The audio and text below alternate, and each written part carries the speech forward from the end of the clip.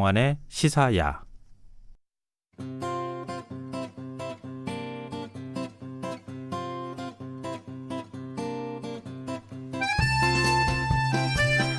도널드 트럼프 미국 대통령이 시리아 북동부에 주둔하고 있던 미군을 철수하면서 쿠르드족을 배신했다는 비판이 나오고 있습니다. 이 시리아 북동부 지역에 사는 시리아 쿠르드족이 미군과 함께 이 이슬람 원리주의 테러 단체죠 IS를 물리친 이른바 혈맹 관계였기 때문인데요. 미군이 철수한 직후 터키가 시리아 쿠르드족을 향한 공격에 나서면서 지금 논란이 일고 있는 상황입니다. 터키의 공격으로 나라 없이 떠드는 쿠르드족이 또다시 시련을 맞았다라고 하는 지적도 함께 나오고 있습니다. 오늘 세계 이면 시간에는 터키의 쿠르드족 공격에 얽힌 다양한 시선을 한번 좀 저희가 살펴보도록 하겠습니다. 외신캐스터 전주현 씨 나오셨습니다. 안녕하세요. 네, 안녕하세요. 네, 쿠르드족이 마치 무슨 공적처럼 이렇게 됐는데 네. 굉장히 어떻게 보면 안타까운 민족 중에 하나잖아요. 그렇죠.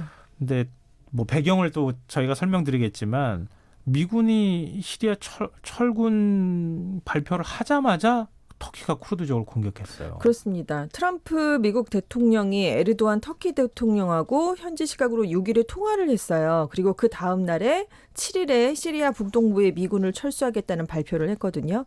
쿠르드족을 지원하는데 비용이 너무 많이 든다. 이런 이유를 들면서 철군을 발표를 했는데요. 9일부터 터키가 공격을 시작했습니다. 그래서 미국이 쿠르드족을 배신했다 이런 비난이 일고 있는 건데요. 쿠르드 민병대 인민수비대를 주축으로 구성된 게 시리아 민주군인데 미군 철군은 우리 등에 비수를 꽂는 일이다 이렇게 크게 반발을 하고 있고요. 에르도안 터키 대통령은 시리아 영토를 보전하고 테러 단체로부터 지역사회를 지키기 위해서 공격을 하는 것이다 이렇게 밝혔습니다. 지금 터키군이 공격을 개시한 지 닷새 만에 벌써 쿠르드족의 요충지 2곳을 점령했습니다. 민간인 사망자가 속출하고 있다 네네. 이런 소식도 전해지고 있는데요. 미국이 토사구팽을 했다.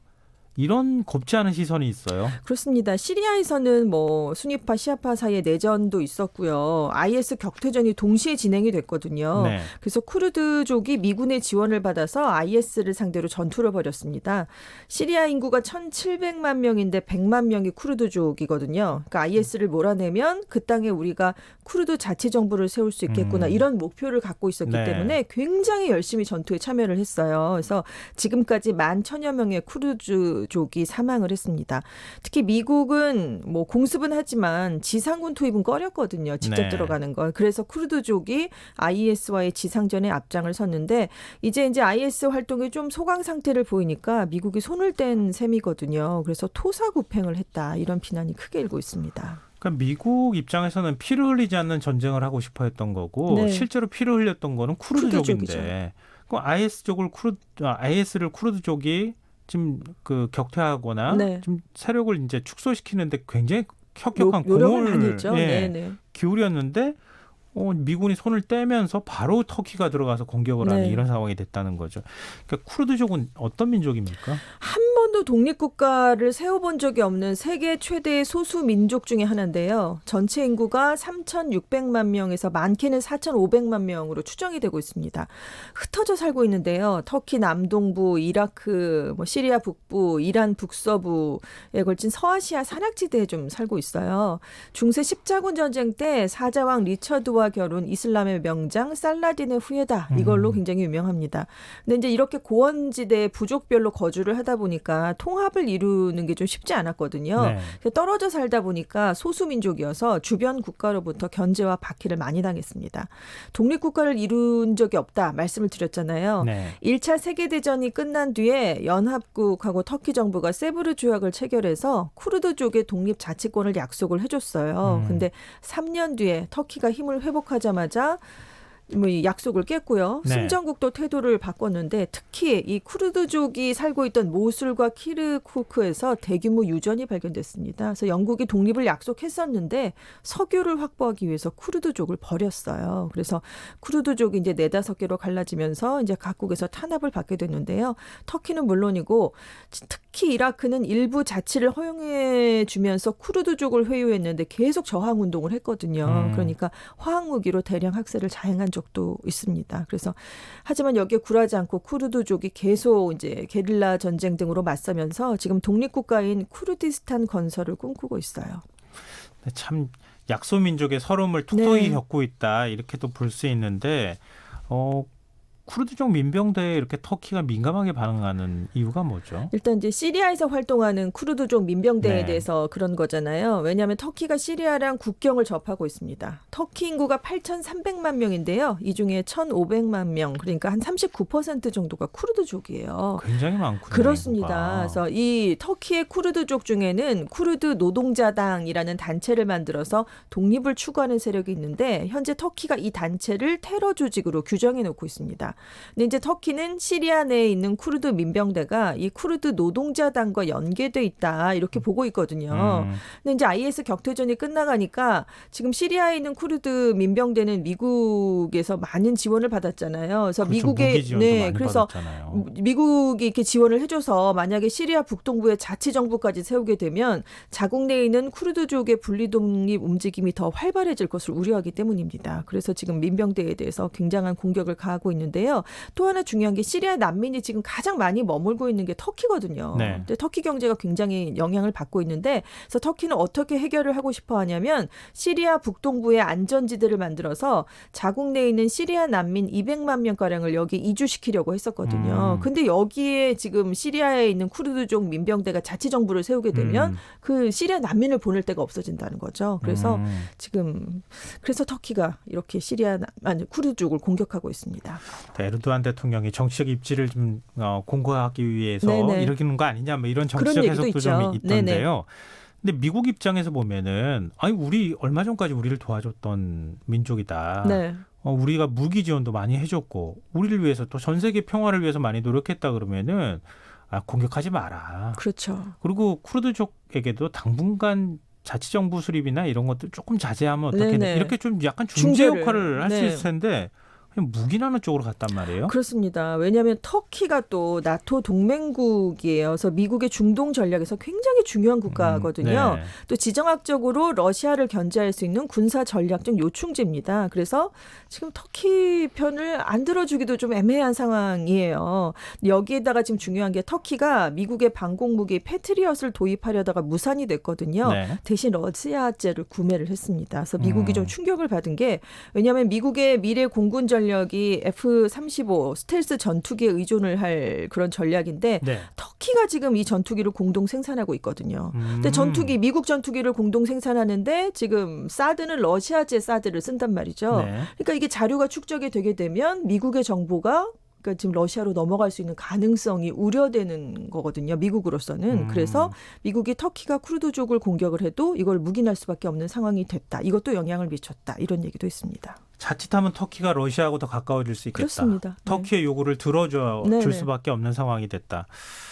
근데 트럼프 대통령의 반응이 오락가락해서 더 논란이 커져요. 그러니까요. 터키가 인도주의의 선을 넘을 경우에 터키 경제를 파탄낼 것이다. 경고를 하면서 동시에 터키는 미국의 대규모 교역 상대다. F-35 공동 생산국이다. 이것도 같이 강조를 했어요. 네. 그러니까 이제 이후에 쿠르드족을 배신했다는 미국 정치권에서 여야를 막론하고 비판이 거세게 일었으니까 네. 그 지금 쿠르드족이 2차 대전 때 미국을 돕지 않았다. 그 우리가 도울 필요가 없다. 이렇게 얘기를 해버린 거예요. 근데 지금 이 시점에 와서 갑자기 좀 뜬금없는 네, 얘기잖아요. 그러네요. 네. 그리고 전문가들이 이 말도 맞지 않는 게 쿠르드족이 2차 세계대전 당시에 연합군 일원으로 싸웠다. 이거를 이제 정확하게 좀 지적을 했습니다.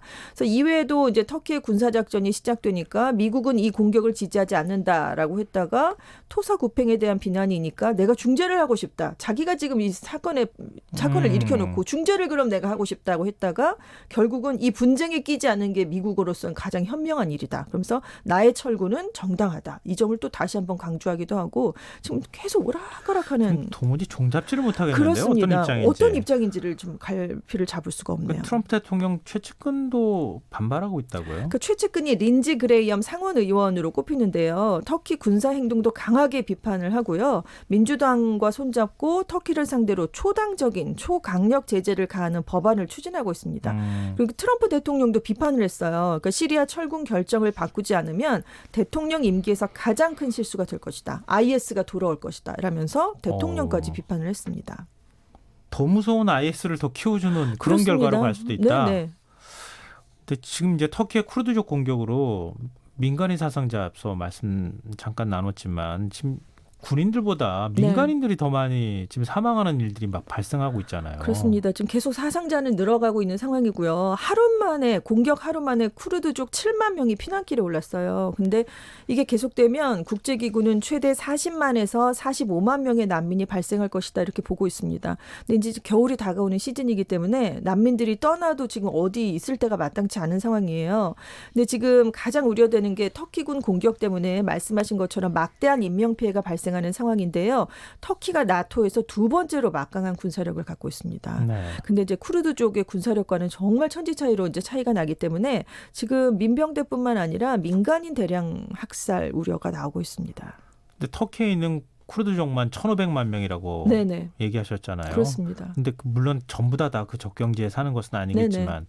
그럼 거기에 있는 그 쿠르드족 주민들이 지금 네. 대규모로 지금 이동하고 있는 상황이잖아요. 난민이 될 가능성도 충분히 있겠는데요. 그렇습니다. 유럽 국가들이 이번 군사작전을 침략으로 규정하면 터키에 있는 360만 명의 시리아 난민을 유럽으로 보내겠다 이렇게 에르도안 터키 대통령이 경고를 했거든요. 근데 지금 유럽에서 난민이 굉장히 심각한 사회 문제가 되고 있잖아요. 그래서 이번 사태로 또다시 대규모 난민이 발생하면 여파가 유럽 전역으로 확산될 가능성도 있고 유럽에서 또 어떤 일들이 발생할지 지금 유럽이 굉장히 긴장하고 있습니다. 근데 IS 세력을 겨우 격퇴했는데 네. 다시 쿠르드족의 힘이 약화되면은 다시 IS가 부활할 가능성도 있지 않습니까? 그럴 수밖에 없습니다. 지금 이 쿠르드 민병대가 미군을 대신해서 IS 격퇴전을 벌이면서 포로랑 가족을 수용하는 캠프를 운영해 왔거든요. 네. 그래서 수용소 7곳에 갇힌 IS 조직원이 12,000여 명이었고요. 가족까지 포함하면 10만 명을 넘고 있었습니다. 근데 이제 이 쿠르드 민병대가 터키군이 공격을 하니까 수용소를 방어하는 게 더 이상 우선순위가 아니다라고 밝혔어요. 여기를 지금 감시하고 있을 수는 없다는 거죠. 공격을 막아야 되니까. 결국 13일에 IS와 연계된 가족 785명이 터키 측의 포격을 틈타서 캠프를 탈출한 것으로 확인이 됐습니다. 그래서 IS가 다시 부활할 수 있다는 우려가 지금 현실화되는 게 아니냐 이런 우려가 커지고 있고요. 지금 전문가들은 만약에 쿠르드족이 IS에 대한 억지력을 약화한다고 해도 그럼 누가 이어받을 것인가 이게 문제다라는 네. 건데요. 그렇죠. 미군은 전혀 뭐 이런 포로 수용소를 인수할 계획도 없고요. 인수 준비도 안 된 상황이다. 이렇게 타임지가 지적을 했고요.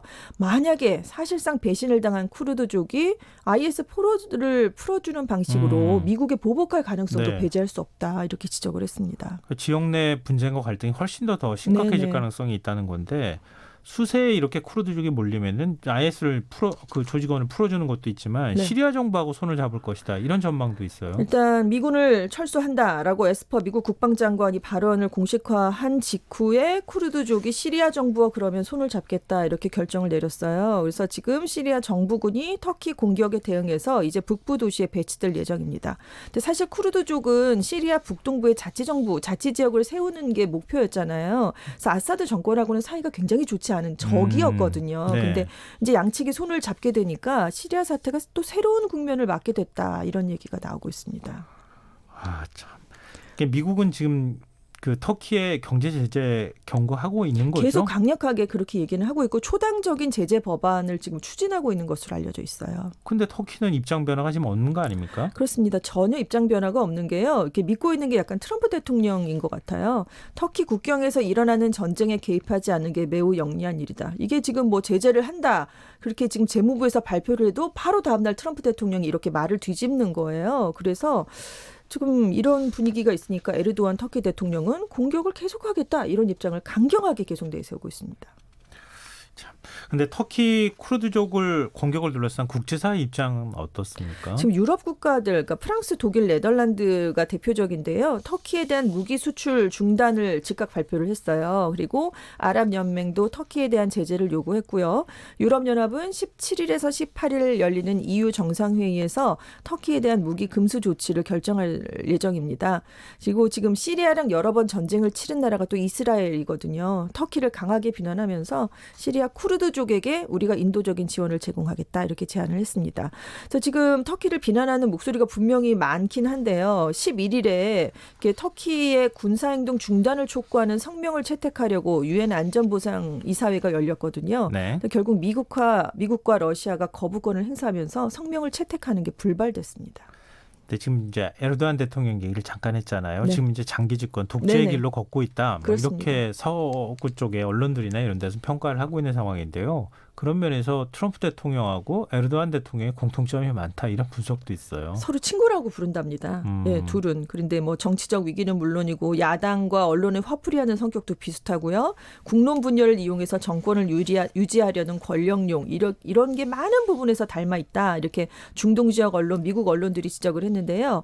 말씀하신 것처럼 에르도안 대통령은 17년째 장기 집권 중이에요. 근데 지금 이렇게 장기 집권을 하다 보니까 내부적인 반발이 점점 거세지는 추세를 보이고 있거든요. 그래서 지금 집권당 의석이 지금 선거를 할 때마다 줄어들고 있어요. 그리고 경제 사정도 지금 굉장히 악화됐거든요. 그래서 지금 에르도안 대통령이 쿠르드족을 공격하면서 국내적인 단결을 이끌어내서 집권을 정당화할 필요가 있어서 이번에 공격을 더 서두르는 게 아니냐 이런 얘기가 나오고 있고요.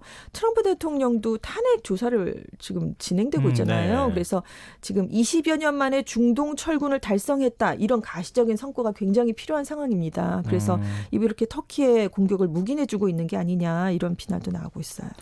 미국이 쿠르드족을 배신한 게 이번이 처음이 아니다. 이거는 그렇습니다. 어떤 역사적 배경에서 나온 얘기입니까? 이게 미국 온라인 뉴스 매체 더 인터셉트가 최근에 보도한 건데 미국이 지난 100년간 쿠르드족을 최소한 8차례나 배신을 했다라고 8차례요? 네, 그렇게 얘기를 했는데요. 아주 오래된 거를 제외하고 1972년에 미국과 이란의 도움으로 이라크 내 쿠르드 자치정부 수립을 위해서 쿠르드족이 이라크군과 3년 동안 싸웠습니다.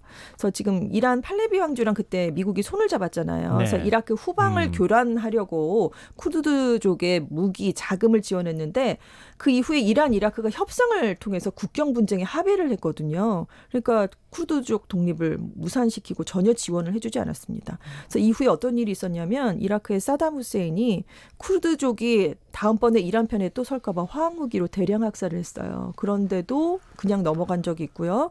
1991년에 걸프전이 종전이 돼서 사담 후세인을 제거하기 위해서 쿠르드족에게 독립운동을 하라고 좀 또 부추겼습니다. 미국이. 근데 정작 이라크 군이 진압에 나서니까 미국이 아무런 조치도 취하지 않았고요. 1990년대 또 2003년에 이라크 전쟁이 있었을 때도 미국을 쿠르드족이 도왔는데 미국은 독립 대신에 터키가 쿠르드족을 침공해도 그때 두 번 다 아무 반응을 보이지 않았습니다. 그러니까 이런 것들을 쭉 합해 보면 역사적으로 8번의 배신이 있었다라는 이제 얘긴데요. 그래서 참 가슴 아픈 게 쿠르드족 사이에서 이런 속담이 있대요. 쿠르드족의 친구는 산뿐이다. 아이고 참. 참 가슴이 아픈 역사를 얘기죠. 갖고 있는 그런 이제 민족인데요.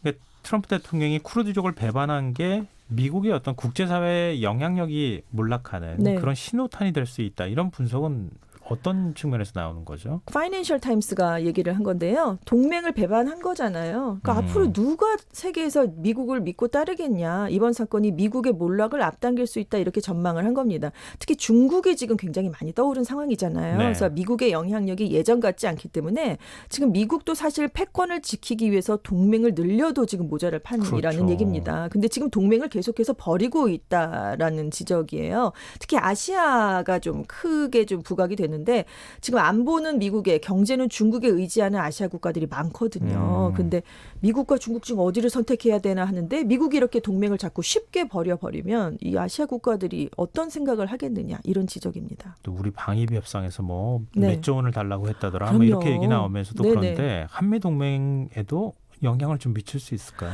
그 불안해질 수 있다 이런 전망이 좀 많은데요. 말씀하신 것처럼 한미 방위비 분담금을 높이라고 압박을 할 수도 있고 북미 비핵화 협상 과정에서 주한미군 감축, 연합 군사훈련 폐지 등의 카드를 언제든 꺼낼 수 있다. 동맹은 쉬우니까 이렇게 얘기를 하고 있거든요. 그러니까 그런 우려가 우리에게도 적용이 될 수 있다 이런 얘기가 나올 수 있죠. 그러니까 함께 피를 흘린 혈맹인데. 네, 혈맹인데요. 근데 돈 때문에 버린다. 네. 좀 이해가 잘 안 되는데요. 근데 중동에서 이렇게 지정학적인 불안정이 발생하면 우리 유가에 미치는 영향은 굉장히 없을까요? 출렁이었었잖아요. 네. 예전에는요. 근데 이번에는 군사작전이 시작된 9일에도 오히려 국제유가가 좀 떨어졌습니다. 왜냐하면 셰일오일 혁명 때문에 미국의 원유 생산량이 증가했잖아요. 미중 무역전쟁으로 수요가 부진했던 점도 있고 물론 10월 둘째 주에 전 품목 상승을 하긴 했는데요. 과거처럼 그렇게 폭이 크진 않다고 합니다. 그나마 우리한테는 좀 다행스러운 소식이 아닐까 싶습니다. 지금까지 세계의 면 외신캐스터 전주현 씨와 함께 했습니다. 오늘 고맙습니다. 네, 감사합니다. 네, 오늘 모바일 상품권 당첨자는 홈페이지 공지사항에서 확인하실 수 있도록 올려두겠습니다. 오늘 많은 문자 보내주셨는데요.